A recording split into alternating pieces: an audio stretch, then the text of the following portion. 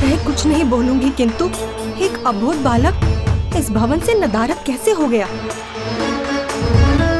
मेरा नाती कहाँ गया? मेरा नाती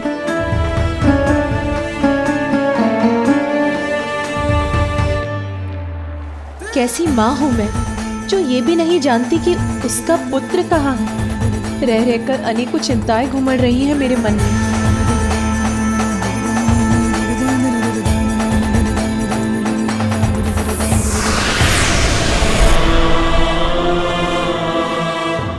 पार्वती,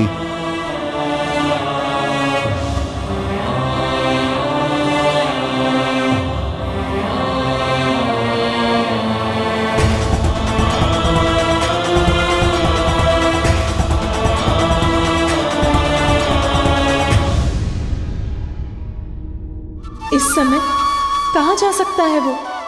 कहीं किसी संकट में तो नहीं? अब मैं क्या करूंगी? मेरी माँ के नेत्र बिना कुछ बोले ही मुझसे बहुत कुछ कह रहे हैं। उमा, अशांत मन चिंता को जन्म देता है और चिंता मन को और अशांत करती है, जिससे निराशा ही उत्पन्न होती है। निराश मन असफलता का कारण बनता है। इसीलिए मन को शांत करो गौरी, तो समस्या का समाधान अवश्य प्राप्त होगा।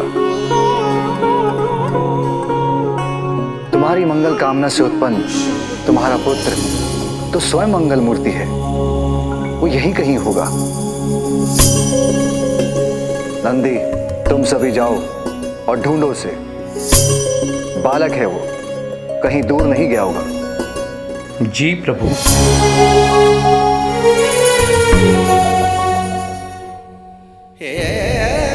आपके इन शुभ वचनों ने मेरे मन को शांत कर दिया स्वामी।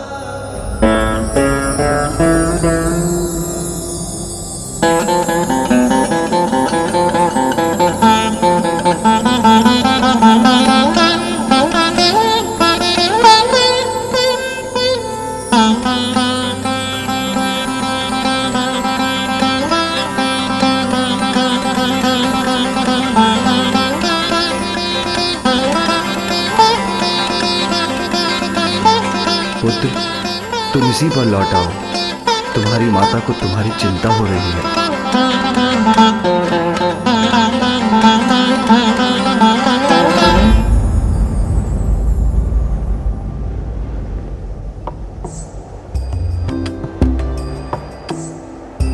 बुआ जी, फूफा जी, अब मुझे जाना होगा। माँ मुझे वहाँ ना पाकर चिंतित हो रही होंगी। मैं पुनः आऊंगा। यहाँ आने का मन किया तो आ गया, किसी को बिना बताए। इसलिए अब चलता हूँ। प्रणाम फूफा जी, प्रणाम बुआ जी। कल्याण हो पुत्र। माँ चंचल है, जिज्ञासु है, किंतु मेरा पुत्र आज्ञाकारी भी है। वो अभी संसार को भली भांति समझता है कहाँ है, असुरक्षा क्या है, ये वो क्या समझेगा।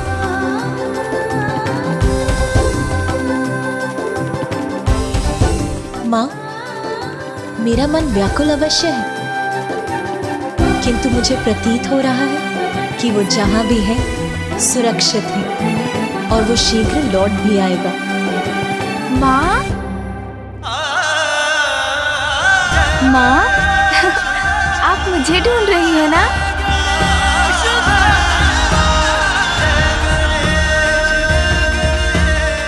हाँ पुत्र, कहाँ चले गए थे तुम?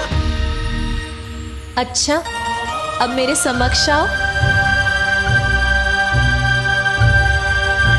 मैं कुछ नहीं बोलूंगी, किंतु कहाँ चला गया था वो? चलो, जहाँ भी था वहां से लौट तो आया है। हम उसे देखने, उससे मिलने के लिए ललायित हैं। अब क्यों छिपा है वो?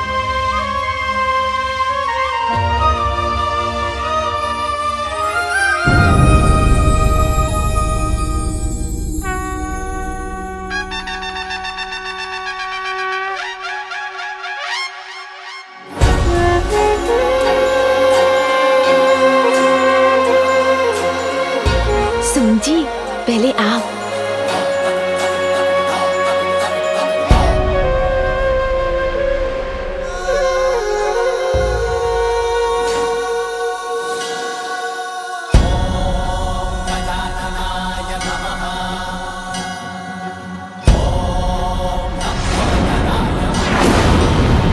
है पार्वती पुत्र, मेरा नाती।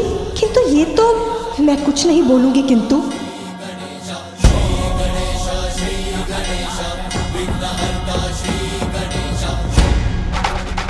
लीजिए, मैं आ गया माँ।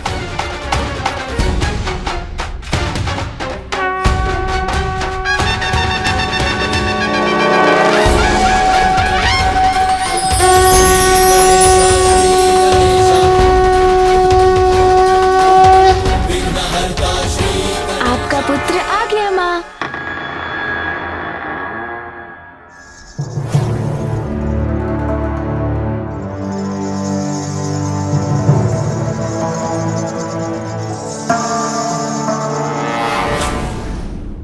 माँ,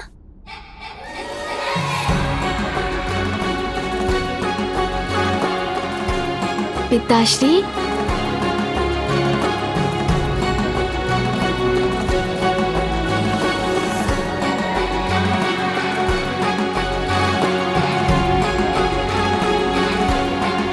अच्छा हुआ दो स्वयं लोता है, नहीं तो हम ढूंढते ही ले जाते।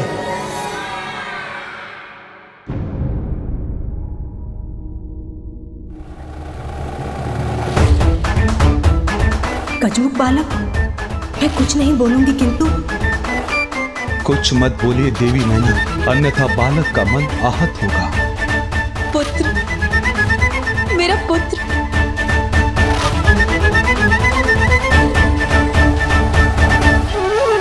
पुत्र, कहाँ चले गए थे तुम? तुम्हें ढूंढते ढूंढते विचलित हो रही थी मैं। माँ, मैं तो बुआ जी और फूफा जी से मिलने ब्रह्मलोक चला गया था।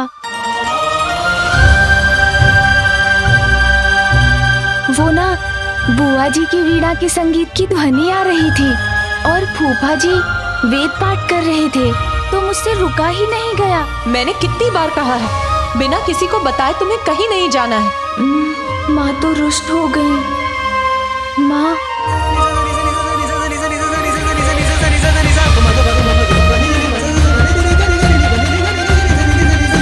प्रतीत होता है माँ को पुनः क्रोधित कर दिया मैंने। माँ दुखी तो मैं भी दुखी।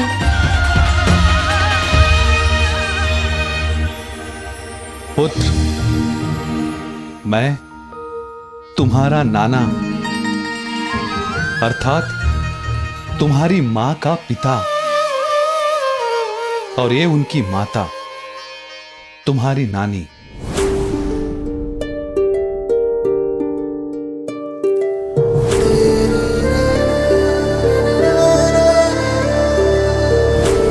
प्रणाम नानी जी।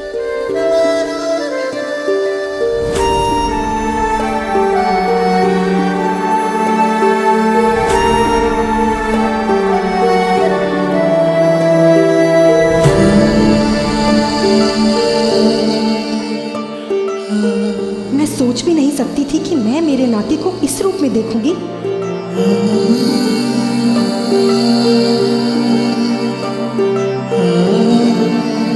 आपको भी प्रणाम नाना जी। माँ के मुख फेर कर चले जाने का दुख मैं कैसे सहूं? उन्हें तो मुझे मनाना ही होगा। मैं कुछ नहीं बोलूंगी। किंतु मैंने तो अपनी पुत्री के पुत्र रूप में एक साधारण बालक की कल्पना की थी, एक विचित्र गजूक बालक की नहीं। देवी मैना असहज हो रही है, जिससे बालक के कोमल हृदय को ठेस पहुंच सकती है। मुझे ही कुछ करना होगा।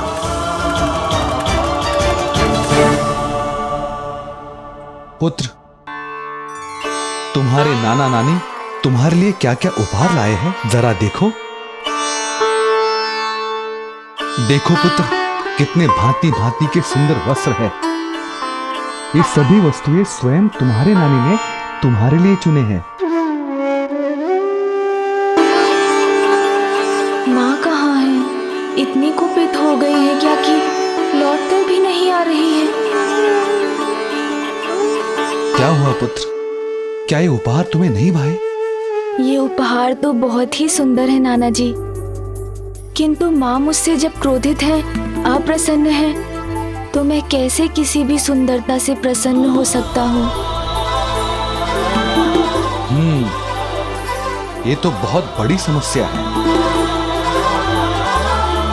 किंतु इसका समाधान है मेरे पास। यदि तुम ये समस्त खिलौने अपनी माता पार्वती को दिखाओ, कदाचित उनका क्रोध कम हो जाए।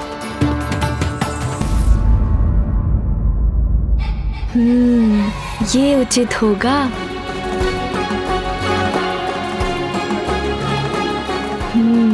अभी जाता हूँ माँ को मनाने। पिता पुत्र दोनों को ही मेरी कोई चिंता नहीं, तो मैं ही क्यों चिंता करूं? जाओ, जहां जाना है, जब जाना है जाओ, मुझे क्या। अंगल प्रताप है मेरा कुछ कहना। कितनी बार कहा मेरे निकट रहो, मुझे बिना बताए कहीं मत जाओ, किंतु उसे कहाँ कुछ सुनना है।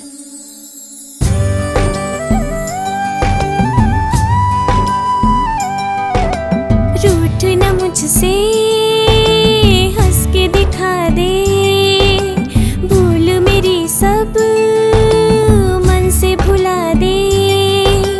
रूठ न मुझसे, हंस के दिखा दे, भूल मेरी सब मन से भुला दे। मान भी जा अब मुझे क्षमा दे, तेरा ही अंश हूँ माँ, तेरी ही छाया हूँ। जननी है तू मेरी, मैं तेरा जाया हूँ। तेरी भुजाओं में ही मेरा संसार है। जननी है तू मेरी, मैं तेरा जाया हूँ, मैं तेरा जाया हूँ।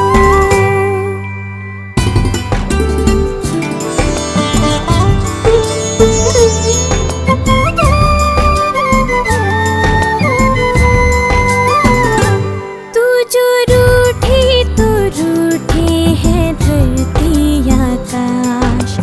खेल खिलौने रूठे हैं, रूठा है कैलाश। हंस भी दे, क्रोध ये छोड़ दे, अब तो इस मौन को तोड़ दे। प्यार से सर पे हाथ फिरा दे, भूल मेरी सब मन से भुला दे। मान भी जा अब मुझे क्षमा दे, तेरा ही अंश हूँ माँ, तेरी ही छाया हूँ। जननी है तू मेरी, मैं तेरा जाया हूँ, मैं तेरा जाया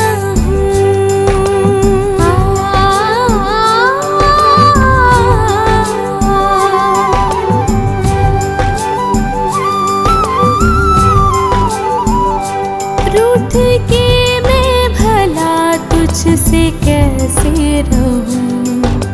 वायु में है प्राण जैसे, ऐसे मुझ में तू। जब हंसे तो हंसे ये गगन, तुझको पाके हुई मैं मगन। पुत्र प्यार से कह के बुला ले, भूल मेरी सब मन से भुला दे। मान भी जा अब मुझे क्षमा दे, मेरा ही अंश है तू, मेरी ही छाया है। जननी हूँ मैं तेरी, तू मेरा जाया है, तू मेरा जाया है।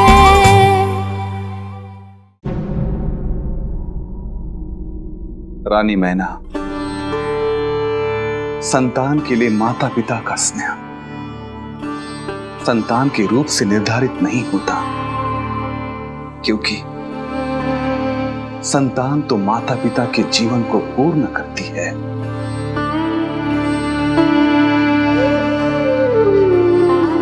गुणी संतान वही है जो माता पिता के प्रति अपना दायित्व पूर्ण करे, उन्हें निराश ना करे, उनका ध्यान रखे। और हमारा नाती हमारा नाती तो इतनी अल्प आयु से ही अपनी मां की भावनाओं का इतना ध्यान रखता है। और माँ, ये भी देखिए ना, हम दोनों तो इस खिलौने के साथ क्रीड़ा भी कर सकते हैं।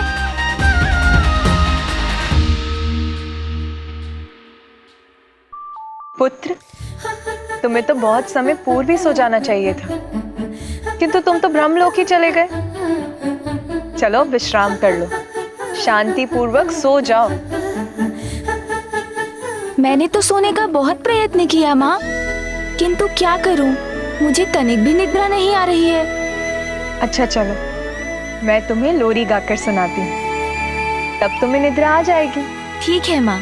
किंतु तुम्हें अपने नेत्र मूंदने होंगे।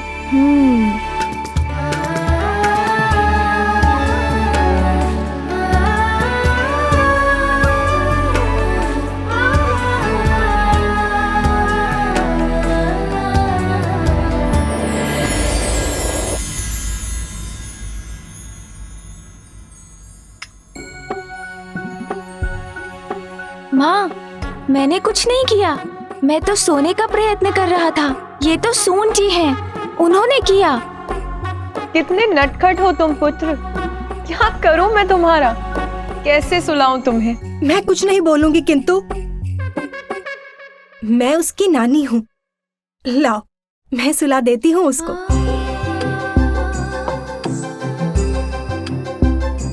क्यों पुत्र, तुम अपनी नानी के साथ कुछ समय बिताना चाहोगे ना? हाँ नानी जी, मेरे पास इतने सारे खिलौने हैं, हम दोनों मिलकर उनके साथ खेलेंगे, बहुत आनंद आएगा। सोने का, विश्राम करने का तो इसका दूर दूर तक कोई विचार नहीं है। अब आप ही संभाल लीजिए इसे। मैं बाहर जाकर स्वामी को बताती हूँ कि यहाँ सब कुशल है। मैं भी तुम्हारे साथ चलता हूँ पुत्री।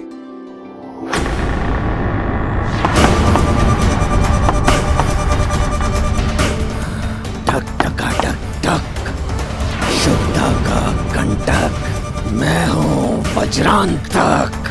यहाँ पहुँच तो गया, बस अब कुछ ही समय में अंत करूंगा उस पालक का। आजा निंदिया रानी, न कर आनाकानी, आँखों पे दिन के थकानों के बोझे, बिस्तर बिछोने सभी तुझको खोजे, पर जैसे तूने सताने की ठानी, आजा निंदिया रानी, न कर आनाकानी, नैना मेरे लाल के हैं जागे। नानी जी, थोड़ा धीरे धीरे थपकी दीजिए ना, ऐसे तो मुझे कभी नींद नहीं आएगी। मैं कुछ नहीं बोलूंगी पुत्र, किंतु एक बालक को कैसे सुलाया जाता है ये मुझे मत समझाओ। जब तुम्हारी माँ भी सोने से मना करती थी ना, उसे भी मैं ऐसे ही सुलाती थी। ओह, तो क्या वो भी अपने खिलौने से खेलने के लिए आतुर रहती थी? नहीं पुत्र, खिलौने नहीं, वो तो बचपन से ही तुम्हारे पिताश्री की भक्ति में मग्न रहती थी, सदैव उन्हीं की ही बातें करती थी। महादेव ये, महादेव वो, आदि आदि। हाँ, मेरी माँ तो बहुत महान है। हाँ, तुम्हारी माँ बहुत महान है, और उनसे भी महान है उनके पति महादेव, और तुम तो महानतम ही हो। किंतु पुत्र, अब तुम अपना मुख बंद करो, चुपचाप सो जाओगे।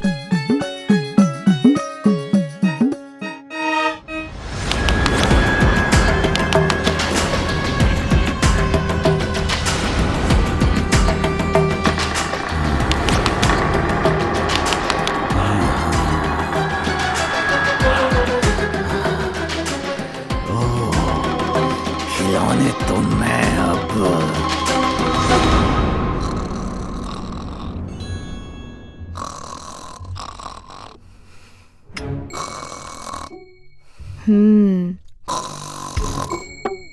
नानी जी इतनी लंबी यात्रा कर यहाँ पहुँची हैं, अवश्य ही बहुत थक गई होंगी।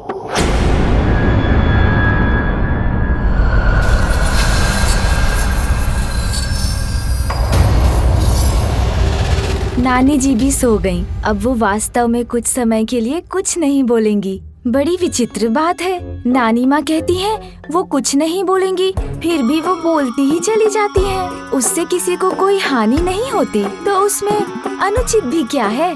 किंतु मैं क्या करूँ, मुझे तो नींद ही नहीं आ रही है।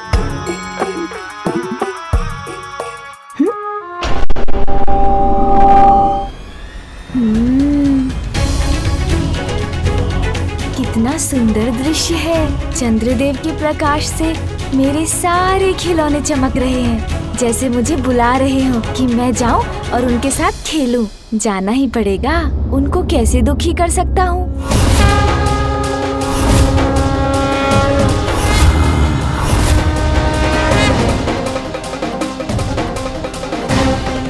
समीप आओ बालक, और समीप, आज तुम्हारी मृत्यु निश्चित है। निकट आओ मेरे, और निकट। वज्रांतक के हाथों बच नहीं पाओगे तुम। आज तुम्हें मारकर मैं सिंदूरा के कार्य को पूर्ण करूंगा।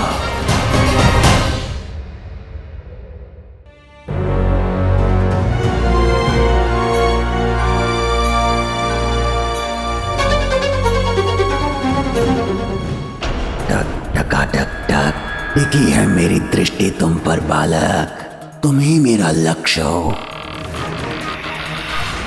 मेरे ये नए खिलौने कितने सुंदर हैं। यदि ये मुझसे बातें भी कर सकते तो कितना आनंद आता। बालक, मैं तुमसे बातें कर सकता हूँ। ये तो सत्य में बातें कर रहा है। अरे वाह, तुम्हारे जैसा काठ का पुतला तो मैंने वन में भी देखा था। मुझे वो बहुत अच्छा लगा था, मैं तो उसे अपने पास ही रखता। किंतु तुम भी मुझे बहुत अच्छे लगे थे, इसीलिए तो मैं यहाँ हूँ। ये तो बहुत अच्छा हुआ, नाना नानी तुम्हें मेरे पास ले आए। अच्छा, तुम बोल तो सकते हो, तो क्या तुम चल भी सकते हो? हाँ, मैं चल भी सकता हूँ। तो चलो।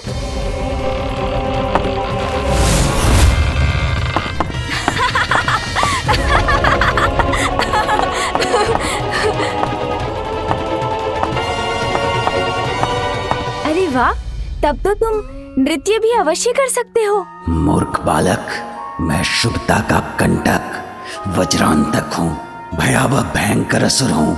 क्रीड़ा करने वाला कोई काठ का पुतला नहीं, किंतु तुम्हें अपने जाल में फंसाने के लिए जो आवश्यक है वो तो करना ही होगा मुझे। हाँ, कर सकता हूँ नृत्य। ये देखो। एक बात और बताऊं तुम्हें, मैं तो उड़ भी सकता हूँ। अच्छा, उड़ सकते हो तुम? हाँ। तो मुझे उड़कर दिखाओगे क्या? आओ मेरे साथ, मैं तुम्हें उड़कर दिखाता हूँ। अच्छा, तो फिर चलते हैं। हाँ, चलो।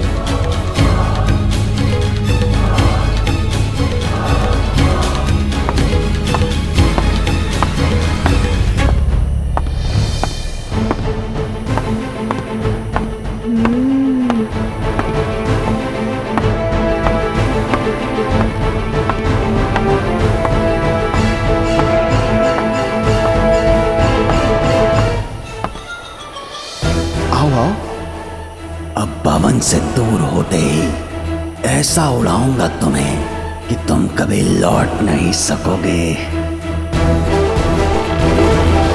अरे सुनो मित्र, ये तो बताओ कि अपने इस लघु आकार के साथ तुम कैसे उड़ोगे? अरे रुको मित्र, मेरी जिज्ञासा तो शांत करो। अरे रुको।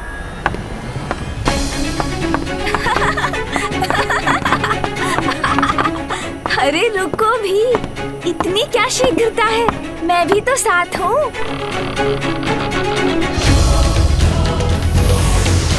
अरे ये तो अपना आकार बढ़ा सकता है। संभव है ये उड़ भी सकता हो।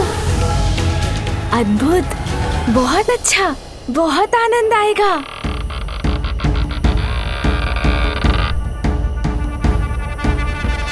आओ बालक, अब तो तुम्हें विश्वास हो गया ना कि मैं उड़ भी सकूंगा? हाँ हाँ मित्र। तो आओ, मैं तुम्हें आकाश की यात्रा करवाता हूँ। चलो आकाश की यात्रा करते हैं, बड़ा आनंद आएगा। आओ।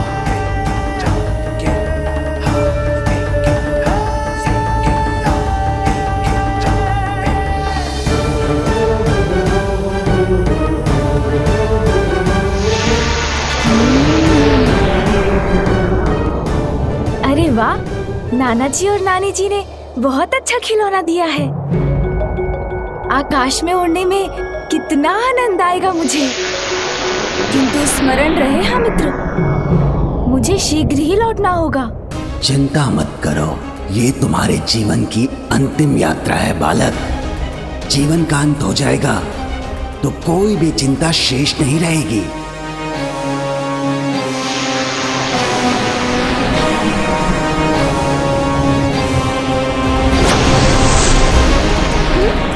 ये क्या? अरे अरे, संभालो स्वयं को, मैं गिर रहा हूँ। अरे हम तो नीचे गिर रहे हैं। तुमने तो कहा था हम उड़ सकते हैं। उड़ेंगे, अवश्य उड़ेंगे, तुम्हारे प्राण।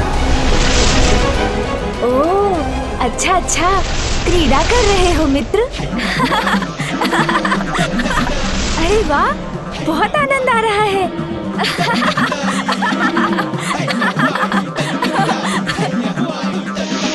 अरे मित्र, तुमने नीचे जाना क्यों रोक दिया? इतना आनंद आ रहा था। कैसे भी उचित है, अब हमें लौटना चाहिए। उड़ान तो हम कभी भी भर सकते हैं। तुम्हें यहाँ लौटाने के लिए नहीं लाया हूँ मैं।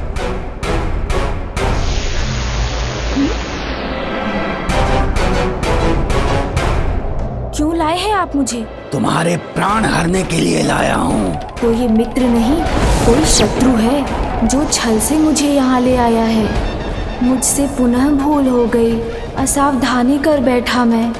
स्नान कुंड में जाते समय माँ ने कहा था हमेशा सावधान रहना चाहिए, किंतु अपने उत्साह में माँ की सीख को भुला दिया मैंने। किंतु माँ की दूसरी सीख भी तो है, भय का सामना करो तो वो मिट जाता है। पुत्र, व्यक्ति की निडरता भय पर और साहस उसके शंका पर भारी पड़ता है। इसीलिए भय किसी भी कारण हो, उस पर विजय पाने का एकमात्र उपाय है अडिग होकर उसका सामना करना। किंतु अब इसका सामना कैसे करूं मैं? हाँ, समझ गया।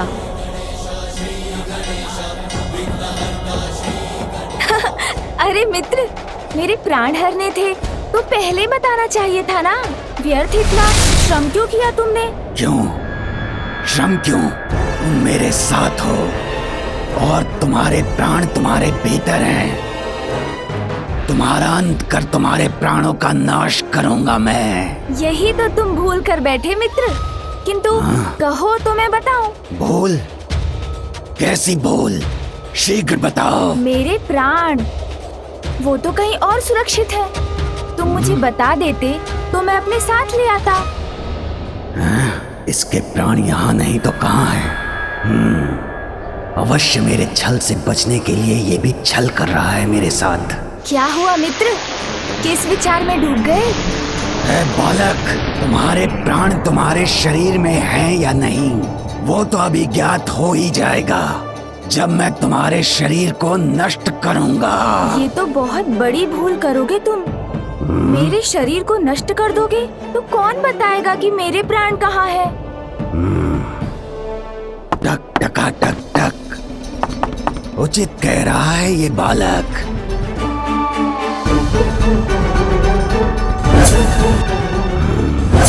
असाधारण है ये बालक, जो छलिया विष्णु को अपने पीछे घुमा सकता है, जिसके वध के लिए असुर सम्राट सिंदूरा ने मुझे भेजा है। वो साधारण कैसे हो सकता है? इसके प्राण हरने के लिए इसके शरीर को सुरक्षित रखना होगा मुझे।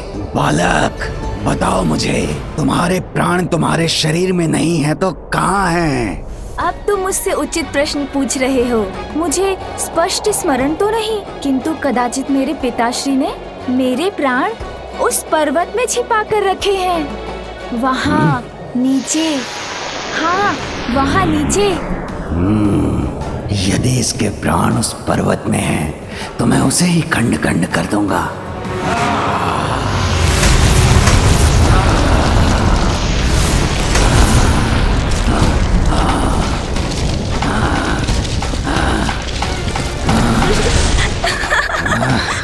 हाँ हाँ, चलो मित्र, ले लो मेरे प्राण।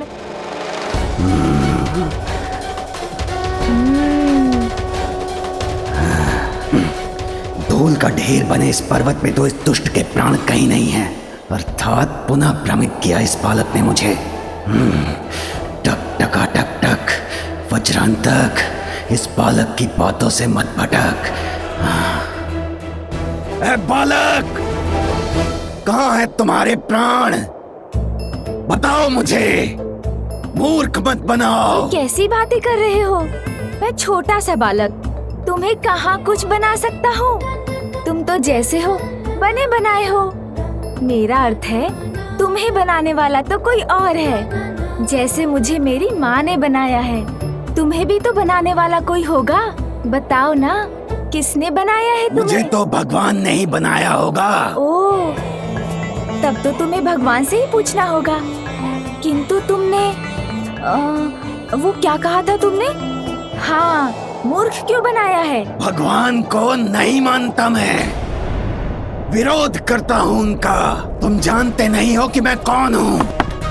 महाभयंकर, महाशक्तिशाली असुर हूँ मैं। ओह, असुर हो तुम? अर्थात तुम्हारा सुर बिगड़ा हुआ है, तभी तो अपने बनाने वाले को नहीं मानते तुम। मैं तो अपनी माँ को बहुत मानता हूँ। मेरा एक सुझाव है, जाकर अपना सुर ठीक कर लो। भगवान के सुर से अपना सुर मिला लो, असुर का अ मिट जाएगा, तो कदाचित तुम मूर्ख भी नहीं रहोगे।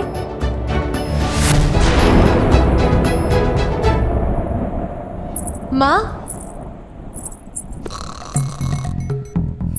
माँ, माँ, किसने पुकारा मुझे? माँ, ये क्या? आप स्वयं सो गए? आप तो मेरे पुत्र को सुलाने वाली थी। मुझे लगा उसके बाद आप मेरी सहायता करेंगी। कल नामकरण और छठी की तिथि है।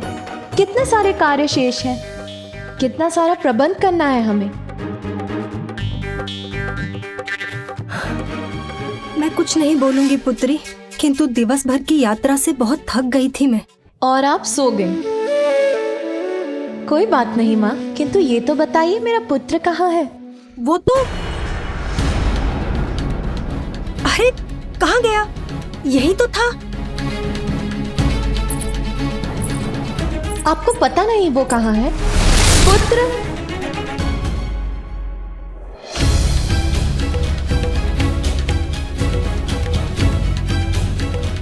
पुत्र, पुत्र, पुत्र, कहाँ हो तुम? शांत हो जाओ बालक, इतना भी मूर्ख नहीं हूं मैं कि ये भी ना समझ सकूं कि तुम अपनी गोल गोल बातों से उलझा रहे हो मुझे। टक टका टक टक, इतना ही जानना है मुझे कि कहाँ है तुम्हारे प्राण। भटके हुए तो तुम पूर्व से ही हो, उलझे हुए हो मेरे प्राणों को पाने में। तो सुनो, जहाँ तक मेरे प्राणों का प्रश्न है, मुझे तो विश्वास था कि पिताश्री ने उन्हें उसी पर्वत में छुपाया है। बालक, तोल मोल के बोलो अपने बोल। बताओ मुझे, कहाँ है तुम्हारे प्राण? अन्यथा तुम मेरे प्राण हर लोगे, ज्ञात है मुझे, किंतु मेरे प्राण तुम्हें मिलेंगे तभी ना। रुको रुको, मैं बताता हूँ वो कहाँ है। बताओ। हाँ हाँ, स्मरण हुआ मुझे। मेरे प्राण तो वहाँ उस पर्वत में है, उसी में है। चलो ना, हर लो उन्हें। ये तो तुम पूर्व में भी कह चुके थे। मैं कैसे विश्वास कर लूं कि उसी पर्वत में है तुम्हारे प्राण? अरे इसीलिए कि नंदी जी है ना, उनके सींग है ना। टक टका टक टक। ए बालक, अब ये नंदी कहाँ से आ गया इस सब में? अरे जैसे नंदी जी के सींग हैं, वैसे ही वो 2 पर्वत शिखर दिखाई दे रहे हैं ना। हाँ हाँ, किंतु परंतु छोड़ दो। पिताश्री ने मुझे बताया था, वैसे ही पर्वत में उन्होंने छिपाए हैं मेरे प्राण। प्रतीत होता है अब इसे स्पष्ट स्मरण हो गया है, किंतु टक टका टक टक, इसका विश्वास कैसे करूं? समझ गया, तुम तुम सोच रहे हो कहीं मैं तुम्हें फिर से मूर्ख तो नहीं बना रहा, किंतु मेरा विश्वास करने के सिवाय कोई और उपाय है तुम्हारे पास? यदि तुम्हारे प्राण इस पर्वत में भी नहीं हुए तो मुझसे बुरा कोई नहीं होगा। जानता हूँ, तुमसे बुरा तो और कोई नहीं होगा। अब चलो, ले लो मेरे प्राण।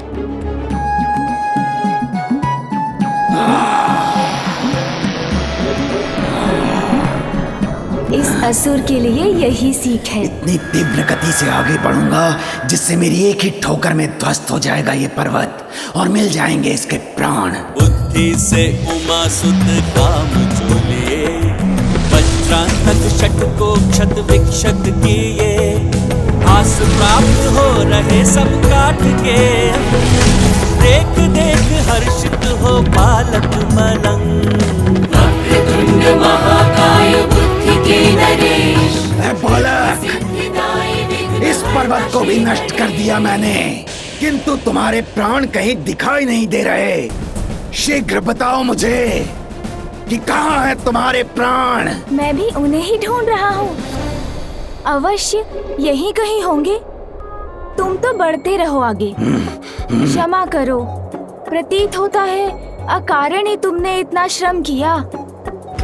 ये भी वो पर्वत नहीं लग रहा। कदाचित मुझसे पुनः भूल हो गई।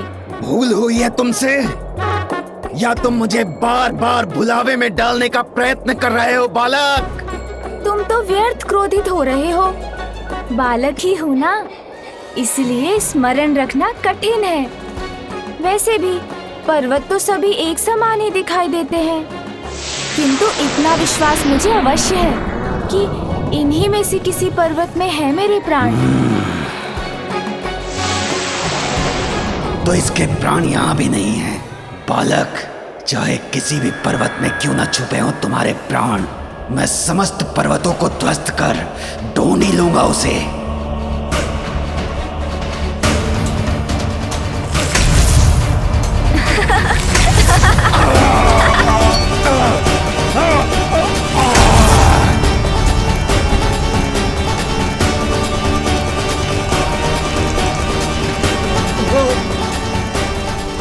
ये क्या? इस प्रकार तो मैं ही संकट में आ जाऊंगा।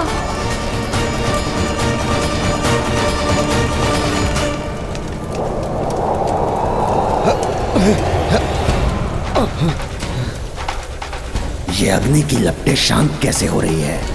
इन्हें बुझाने वाली ये शीतल वायु कहाँ से आ रही है?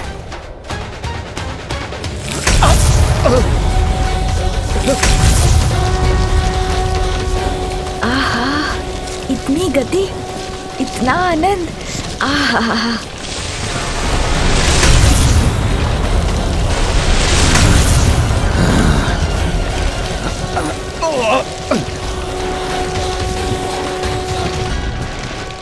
आहत हुआ हूं मैं, किंतु पराजित नहीं। प्राण तो मैं इसके लेकर ही रहूंगा। बालक, बहुत हुई तुम्हारी क्रीड़ा। अब शीघ्र बताओ कहाँ है तुम्हारे प्राण? मैंने बताया ना, पिताश्री ने सुरक्षित करने के लिए यही कहीं छुपाए हैं, इसी किसी पर्वत में। क्योंकि मेरी माँ को ना मेरी बड़ी चिंता है। अब वो कौन सा पर्वत है ये ज्ञात नहीं हो पा रहा।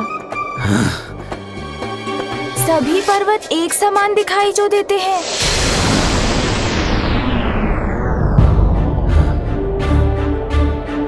टक टका टक टक, शुभता का कंटक।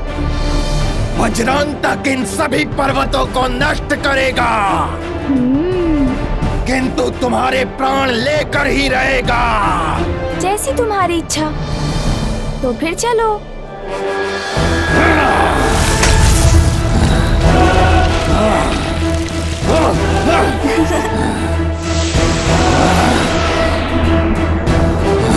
आहा, इतना आनंद आ रहा है मुझे।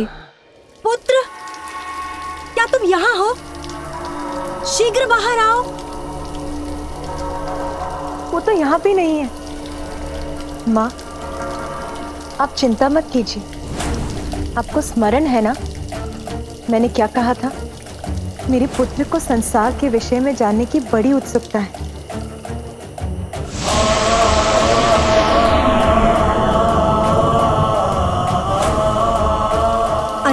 उत्सुकताएं होती हैं इस आयु में, किंतु इस गहन रात्रि में अपनी उत्सुकता को मिटाने कहाँ जा सकता है वो? यही तो मैं भी सोच रही हूँ, किंतु मुझे विश्वास है वो यहीं कहीं निकट ही होगा। मैं उसे ढूंढने नंदी को भेजती हूँ। बालक, चारों ओर देख लिया मैंने, यहाँ भी नहीं है तुम्हारे प्राण। मिलेंगे मिलेंगे, अवश्य मिलेंगे। मैं किसका पुत्र हूँ वो तो ज्ञात है ना तुम्हें, बताओ ना। अज्ञानी, मूर्ख नहीं है ये वज्रांतक। वो तो है कहा तुमने, अर्थात मैं मूर्ख हूँ। अरे ये तो तुम स्वयं कह रहे हो, मैंने कहा कुछ कहा। मैंने तो मात्र एक प्रश्न पूछा था तुमसे।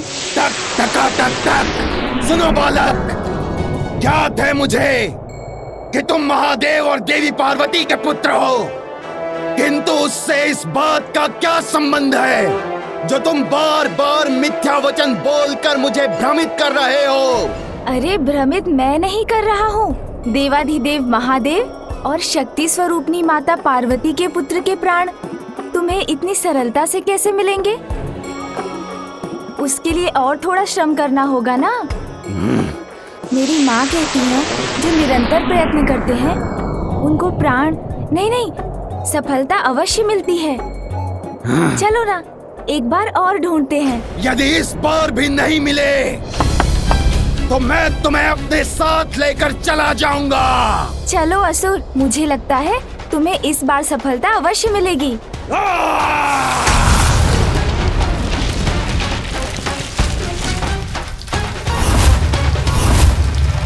अब तुम नहीं बचोगे बालक, तुमने बहुत पीड़ा कर ली वज्रांतक के साथ।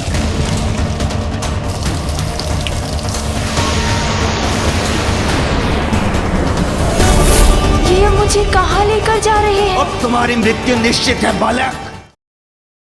विघ्नहर्ता श्री गणेश के अद्भुत शक्तियों से भरे वीडियोस देखने के लिए चैनल को सब्सक्राइब करना न भूलें और साथ ही बेल आइकॉन भी दबाएं।